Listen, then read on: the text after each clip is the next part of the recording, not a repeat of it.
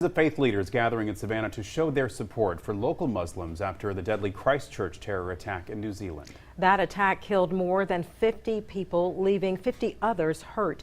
News 3's Shana Ferreira attended the Interfaith Meeting, and she shares that display of unity in tonight's Community Report.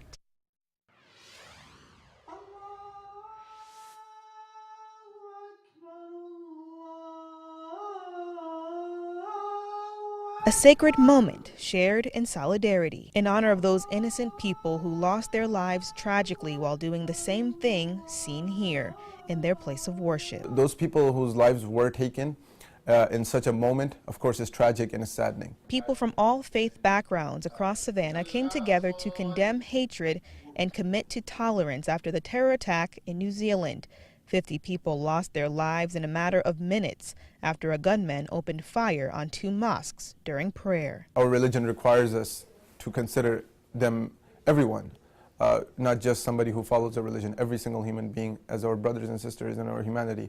A Muslim who does not believe that cannot be a Muslim. Kuzima Ilyas is the resident imam at the Islamic Center of Savannah. He says the show of support has been overwhelming during a time when worry and anger shake his community. We are extremely happy, as much as we were hurt by the incident of 49 people losing their lives, as much as we were sad. At the same time, the reaction from the entire world that it was given to us through the media and through social media, we are extremely happy.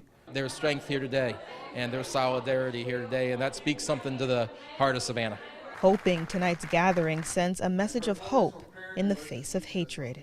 One thing that I would be really happy if they understood the common things that we have in us and not talk about the differences. And that's something I would want my community and the entire community of Savannah to understand, is that their goal is to divide us and put fear in us, and there's no way we will ever be able to give in to that.